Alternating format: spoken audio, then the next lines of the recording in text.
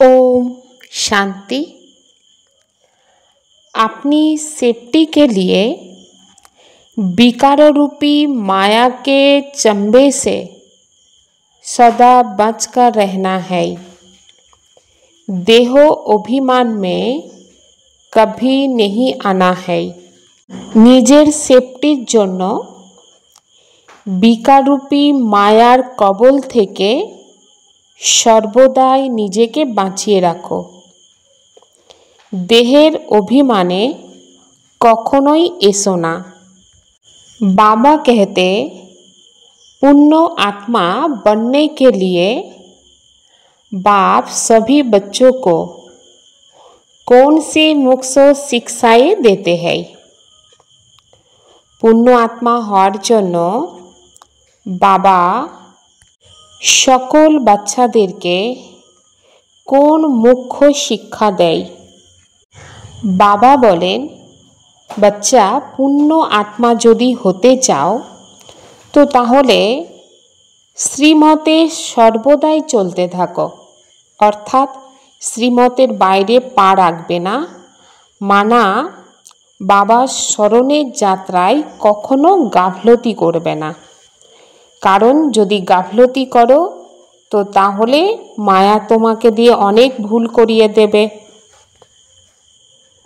Are आत्म अभिमानी हওয়ার पुरोपुरी भावे पुरुषार्थ करते हबे।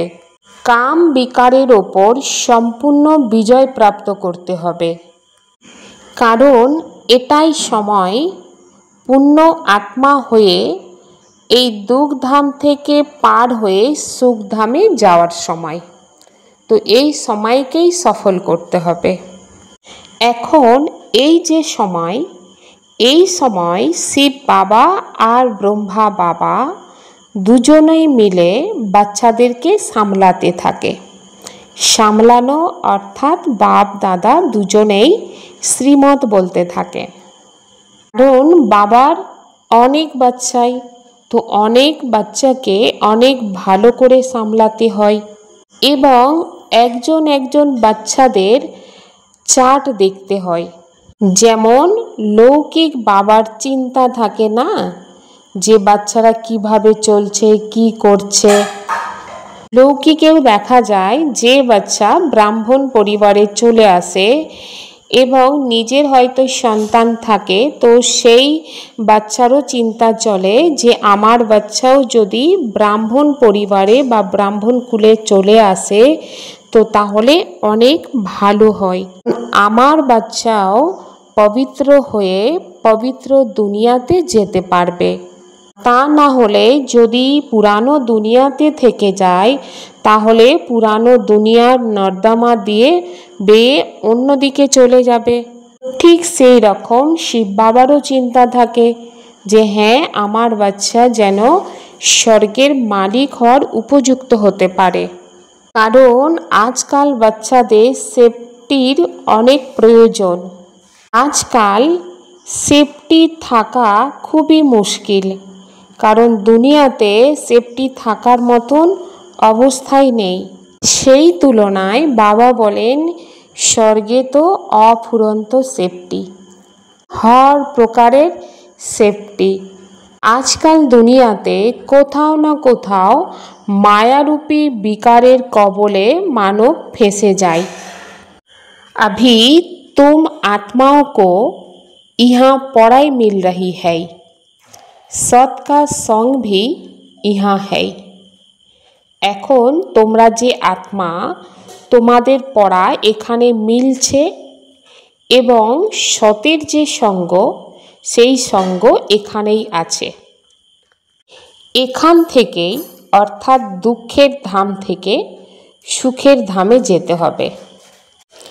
কেননা এখন সব বাচ্চারাই জানতে পেরেছে না যে দুঃখধাম আসলে কি আর সুখধাম আসলে কি হতে পারে। বরাবর এখনই এখানেই দুঃখধাম না, কারণ আমরা অনেক পাপ করেছি আর ওখানে পুণ্য আত্মারাই থাকে, মানে সুখধামে পুণ্য আত্মারাই থাকে না। আর এখন আমাদের পুণ্য আত্মা হতে হবে। আর পূর্ণ আত্মা হতে গেলে বাবা কি বলেন, এক বাবার ইয়াদে থাকতে হবে আর সেবা করতে হবে, তবেই পূর্ণ আত্মা হতে পারবে। এখন বাবা এসে বাচ্চাদেরকে সারা জীবন কাহিনী বলছে, অর্থাৎ সত্যযুগ থেকে একদম কলিযুগে সব কিছুই বাবা আমাদেরকে বলছে। তার আধারে বাচ্চারা বুঝতে পারছে এখন আমাদের পূর্ণ আত্মা হতে হবে এবং বাবার স্মরণের যাত্রায় থেকে। আর এতেই অনেক ধোঁকা খেয়ে যায় মায়ার কাছে। কেন? কারণ বাচ্চারা যখন গাফলতি করে তো বাবার ইয়াদে যখন বসে তো মায়ের কাছে ধোঁকা খেয়ে যায়। এই জন্য বাবা বাচ্চাদেরকে বলেন যে বাচ্চা এই সময় গাফলতি আচ্ছা নয়, অর্থাৎ শ্রীমতে চলো, বাবার ইয়াদ হচ্ছে মুখ্য। दूसरा কথা বাবা কি বলেন, কাম মহাশত্রু, এর ওপর জিত প্রাপ্ত করো। বাবাকে সকল আত্মাই ডাকতে থাকে। কেন? কারণ বাবার কাছ থেকে শান্তি আর সুখের সম্পদ মিলতে থাকে। আগে আত্মা দেহের অভিমানে থাকতো, তার কারণে কিছু বুঝতে পারত না, কিন্তু পরমাত্মা এসে যখন আত্মাদেরকে জ্ঞান দেয়, এই আত্মিক জ্ঞান উপলব্ধি করে বুঝতে পারে যে দেহের অভিমানে থাকার কারণে জীবনে শান্তি আর সুখ নষ্ট হয়ে গিয়েছে। अभी बच्चों को आत्म अभिमानी बनाया जाता है। এখন বাবা বাচ্চাদেরকে आत्म अभिमानी বানাচ্ছে। बेहद के बाप से स्वर्ग के नसीब होता है। বেহদের বাবা যে শিব বাবা, সেই বাবার কাছ থেকে স্বর্গের ভাগ্য প্রাপ্ত হয়। তো তাহলে হদের বাবার কাছ থেকে দোজকের ভাগ্য প্রাপ্ত হয়। দোজক অর্থাৎ নরকের ভাগ্য প্রাপ্ত হয়। বাচ্চা যখন বড় হয়ে যায় না তো সম্পত্তির অধিকারী হয়ে যায়। अभी तुम बच्चे जानते हो ये दुनिया बदल रही है और इस पुरानी दुनिया का विनाश हो रहा है। এখন তোমরা বাচ্চারা জানো যে এই দুনিয়া এখন বদলাচ্ছে, অর্থাৎ পরিবর্তন হচ্ছে, আর এই পুরানো দুনিয়ার বিনাশ হচ্ছে, অর্থাৎ পরিবর্তন হচ্ছে। দুনিয়া পরিবর্তনের সাথে সাথে মনুষ্য আত্মাকেও বদলাতে হয়। मनुष्य से देवता बनना है। नए दुनिया में तो जरूर दैविक गुणों वाले मनुष्य चाहिए ना। मानव থেকে দেবতা হতে হবে, তো নতুন দুনিয়াতে অবশ্যই দৈবিক গুণওয়ালা মানব থাকবে। এই কথাকে দুনিয়ার মানব জানে না। মানব কল্পের আয়ু অনেক লম্বা করে দিয়েছে। এখন আমরা যে বাচ্চা, বাবা আমাদেরকে বোঝাচ্ছে, अभी तुम बच्चों को बड़े बड़े को समझाना है, आपस में मिलकर राय करनी है कि সার্ভিস की वृद्धि कैसे हो। এখন তোমরা যে বাচ্চা, তো তোমাদের সমাজের যারা বড় বড় ব্যক্তি, তো তাদেরকে বোঝাতে হবে, নিজেদের মধ্যে মিল করে রায় বার করতে হবে যে কিভাবে তোমরা সেবা করবে, অর্থাৎ বিহঙ্গ মার্গে সেবা কিভাবে করবে। दुनिया तो झूठी है ना, इसलिए सच की नैया को हिलाते रहेंगे। যেহেতু দুনিয়া মিথ্যা তো সত্যের নৌকাকে হিলাতে থাকবে, মানে তুফান নিয়ে আসবে। কিন্তু বাবা কি বলেন, সত্যের নৌকা হিলবে দুলবে ডুববে না, তোমরাই হচ্ছে নৌকা যে তোমরা পার হয়ে যাও। তোমরা এটাও জানো যে এই মায়াবী দুনিয়া থেকে আমাদের পার হয়ে যেতে হবে। সবথেকে প্রথম নম্বরের যে তুফান আসে সেই তুফান হচ্ছে দেহের অভিমানের তুফান। এই তুফান থেকেও পার যেতে হবে। এই তুফান সকল মানবকে পতিত বানিয়ে দেয়। তবেই তো বাবা বলেন যে কাম মহাশত্রু, এটা হচ্ছে সবথেকে তেজ তুফান, অর্থাৎ ভয়ঙ্কর তুফান। কোনো কোনো বাচ্চা তো এই তুফানের ওপর বিজয় প্রাপ্ত করে নেয়, আবার কোনো কোনো বাচ্চা তো হার খেয়ে যায়। কিন্তু বাবা কি বলেন, গৃহস্থ ব্যবহারের থেকেও তোমাকে এই তুফান থেকেই বেঁচে থাকতে হবে, অর্থাৎ এই তুফানের কবলে আসলে চলবে না।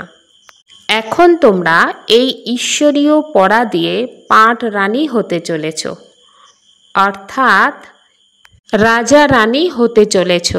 আর রাজা রানী হতে গেলে মুখ্য সাবজেক্ট হচ্ছে পবিত্রতা। এই পবিত্রতাকে ধারণ করতে হবে, আর পবিত্রতা ধারণের জন্য বাবার ইয়াদ নিরন্তর প্রয়োজন। এই জন্য দেখতে হবে, নিজে নিজেকে দেখতে হবে, আর ইয়াদের চার্টকে ঠিক রাখতে হবে। বাবার কাছে কোনো কোনো বাচ্চার চার্ট আসে যে ইয়াদের যাত্রায় কেউ কেউ লেখে 5 ঘন্টা, কেউ 2 ঘন্টা, কেউ আবার 3 ঘন্টা। আবার কোনো কোনো বাচ্চা চার্ট লেখে না, অর্থাৎ ইয়াদই করে না। সবাইয়ের ইয়াদের যাত্রা অর্থাৎ স্মরণের যাত্রা একরস হয় না। ঢেরকে ঢের বাচ্চা বৃদ্ধি পাবে, প্রত্যেকের নিজস্ব নিজস্ব চাर्ट হয়। हर एक को अपना चार्ट देखना है, मैं कहाँ तक पद पा सकूँगा। প্রত্যেককেই নিজের চার্ট দেখতে হয় যে আমি কতখানি পদ পাবো, আর আমার মধ্যে কতখানি খুশি আছে। যদি খুশি না থাকে তাহলে দেখতে হবে যে কেন খুশি নেই। কারণ উঁচার থেকে উঁচা বাবাকে পেয়েছি, এই হিসাবে অনেক খুশি থাকার কথা। তো খুশি যদি কম থাকে তো বুঝতে হবে শ্রীমতে কোথাও না কোথাও ভুল হচ্ছে বা गाफलती হচ্ছে। ड्रामा अनुसार तुमने भक्ति बहुत की है, तो भक्तों को फल देने के लिए ही तो बाबा आया है ना। बाबा की बोलें ड्रामा अनुसारे তোমরা অনেক ভক্তি করেছো, আর ভক্তকে ফল দেওয়ার জন্যই তো বাবা এসেছে। রাবণ রাজত্বে তো অনেক বিকর্ম হয়ে যায়। তোমরা পুরুষার্থ করতে থাকো শতপ্রধান দুনিয়াতে যাওয়ার জন্য। যে আত্মা পুরোপুরি পুরুষার্থ করবে না তো সেই আত্মা শত অবস্থায় যাবে। সকল আত্মা তো সমানভাবে এই জ্ঞানকে নেবে না। হয়তো ঈশ্বরীয় সন্দেশ বা মহাবাক্য অবশ্যই শুনবে। সেই জন্য বিশ্বের বাবা বলেন কোনায় কোনায় গিয়ে সেবা করে আসো এবং সকল ধর্মের আত্মাকেও সেবা করো। बाप आए ही है नई दुनिया स्थापन करने, तुम भी कर रहे हो ना। বাবা এসেছেন নতুন দুনিয়া স্থাপন করতে। তো বাবা কি বলছেন, তোমরাও আমার সাথে করছো না। তো আমরা বাবার সাথে কিভাবে স্থাপনা করছি, তো সকল অবগুণ থেকে মুক্ত হচ্ছি বাবার ইয়াদে, আর দৈবিক গুণ ধারণ করছি। তো এইভাবে বাবার সাথে নতুন দুনিয়া স্থাপনার কাজে সহযোগ দিচ্ছে। अंदर में नशा रहना चाहिए, हम शिव बाबा के साथ आए हैं दैविक राज्य स्थापन करने, सारे विश्व को स्वर्ग बनाने। तो ভেতরে যেন সেই নেশা থাকে যে আমরা শিব বাবার সাথে এসেছি দৈবিক রাজ্য স্থাপন করতে এবং সারা বিশ্বকে স্বর্গ বানাতে।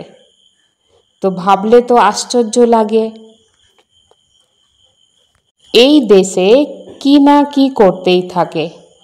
তো যদি দেখা যায় পূজা আজকের মানব কিভাবে করছে, নবরাত্রির যে দেবীদের পূজা হয় তো নবরাত্রি বলা হয় না। রাত্রি মানে কি, যেমন রাত্রিও আছে তো দিনও আছে। দেখা যায় মাটির পুতুল বানিয়ে সাজিয়ে গুছিয়ে কত সুন্দর করে পূজা করে এবং সেই পুতুলের প্রতি দিল লেগে যায়, ফিরে তাকে ডুবিয়েও দেয় এবং ডুবানোর সময় কাঁদতে থাকে। মানব যখন মারা যায় তো দেহ যখন নিয়ে যায় তো কি বলে, হরি বল হরি বল, ফিরে ডুবিয়ে দেয়। আর নিয়ম অনুসারে পুড়িয়েও দেয়। तुम जानते हो ना, यहाँ যমুনা का कंठ था जहाँ रास বিলাস आदि करते थे। বলছেন তোমরা জানো না, এখানে যমুনা নদীর ধার ছিল যেখানে রাস বিলাস করত। তো ওখানেই বাবা কি বলেন, বড় বড় মহল হবে, আর সেই মহল তোমরাই ওখানে গিয়ে বানাবে। যখন কোনো আত্মা বড় পরীক্ষায় পাশ করে তো বুদ্ধিতে কি চলে, যে কাজ পাওয়ার পরে তো এত বড় মহল বানাবো, এই করব ওই করব, তো বুদ্ধিতে খেয়াল চলতে থাকে।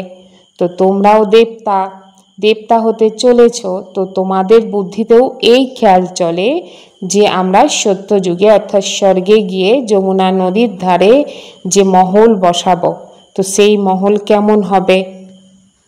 देह सहित देह के सब संबंध छोड़ अपने को आत्मा समझ शिव बाबा का बन जाना है। देह सहित देहेर सब সম্বন্ধকে ছেড়ে নিজেকে আত্মা মনে করে শিব বাবার হয়ে যেতে হবে, অর্থাৎ শিব বাবাকে স্মরণ করতে হবে। কেন? কারণ পাপের বোঝা মাথার উপর অনেক আছে, তো তার জন্য দিল খেতে থাকে। বাবাকে স্মরণ করার জন্য অশরীরী অবস্থা বা অশরীরী স্থিতির প্রয়োজন, কারণ আত্মা অশরীরী হয়েই ঘরে যাবে।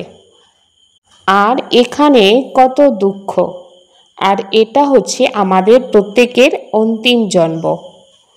তো বাবা বলেন যে তোমরা শতপ্রধান অবস্থায় এসেছো, অর্থাৎ পবিত্র হয়ে এসেছো। তো পবিত্র অবস্থায় মানে শতপ্রধান অবস্থায় তোমাদের যেতে হবে। আর তোমরা কত সাহুকার ছিলে, অর্থাৎ ধনী ছিলে।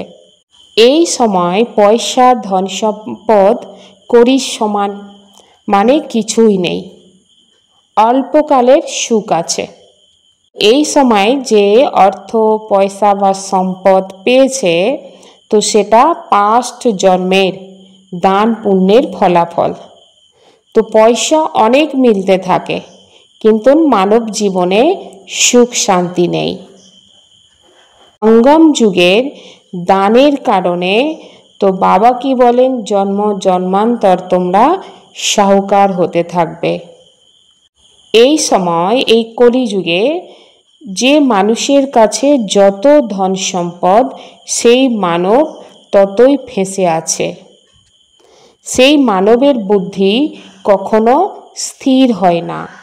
তো বাবার কাছে কোনো সাধারণ গরিব বাচ্চারাই স্যারেন্ডার হবে, সাহুকার ধনী ব্যক্তি কখনো হতে পারবে না, কারণ তারা সর্বদাই ধন কামানোর ইচ্ছাতেই থাকবে, পুত্র পৌত্রে খাবে, তো এটাই ভাববে, আর আমার কুল বা বংশ চলবে, তো সেটাই ভাববে।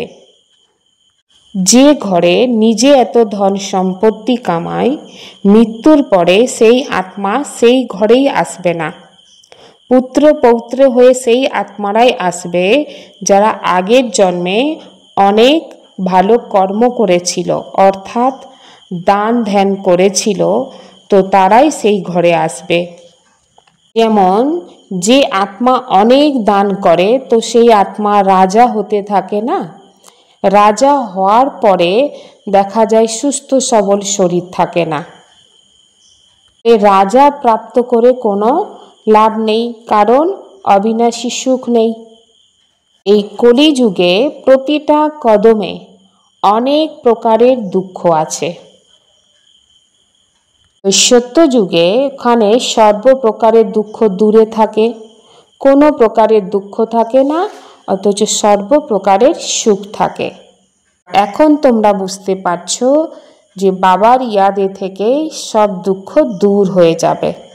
তার জন্য বাবার ইয়াদ বা স্মরণ হচ্ছে প্রয়োজন। এই সুখের সম্পদ বা সুখের বর্ষা একমাত্র বাবার ইয়াদ ছাড়াই অসম্ভব, অর্থাৎ মিলবে না। बाप सारे विश्व का दुख दूर करते हैं। इस समय तो जानवर आदि भी कितना दुखी है। বাবা সারা বিশ্বের দুঃখকে দূর করতে এসছে। এই সময় তো জানোয়ার আদি সবাই দুঃখী, কারণ এটা হচ্ছে দুঃখধাম। আর দুঃখ দিন প্রতিদিন বাড়ছে, তমপ্রধানতা বাড়ছে।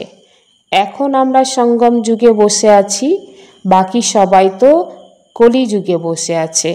আর আমরা হচ্ছি পুরুষোত্তম সঙ্গম যুগের বাসিন্দা।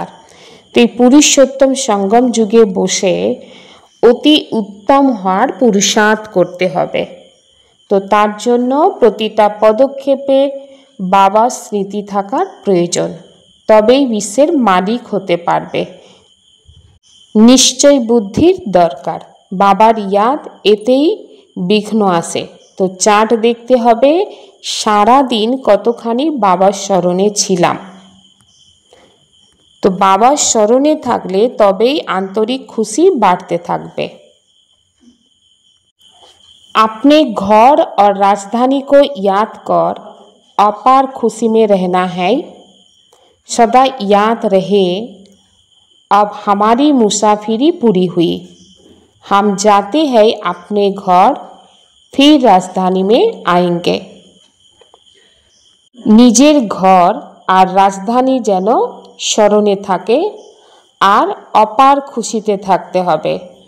सर्वदाई जेनो स्मरणे थाके এখন আমাদের মুসাফিরি সম্পূর্ণ হয়েছে।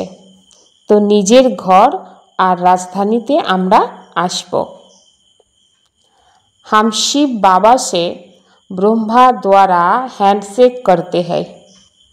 আমরা শিব বাবা থেকে ব্রহ্মা বাবার মাধ্যমে, শিব বাবার সাথে আর কি ব্রহ্মা বাবার মাধ্যমে হ্যান্ডশেক করছি।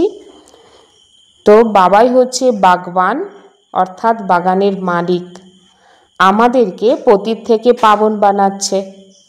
আর আমরা এই ঈশ্বরীয় পড়া দিয়ে স্বর্গের পাঠরানী হতে চলেছি। তো সেই কারণে আমাদের মধ্যে অনেক খুশি থাকবে। 3 প্রকারের विजय का मेडल प्राप्त करने वाले सदा विजयी भव। 3 প্রকারের বিজয়ের মেডেল প্রাপ্ত করতে হবে আর সদাই বিজয়ী ভব হতে হবে।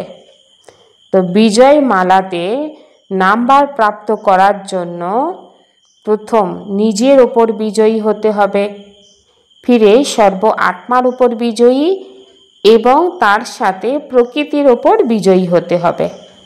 তো এই 3 প্রকারের বিজয়ের মেডেল প্রাপ্ত করতে হবে, তবেই বিজয় মালার দানা হতে পারবে।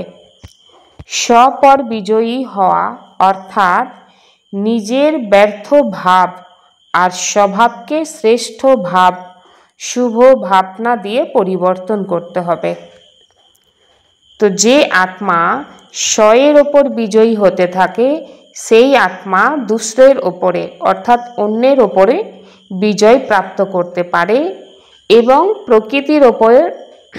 প্রকৃতির ওপরেও বিজয় প্রাপ্ত করতে পারবে।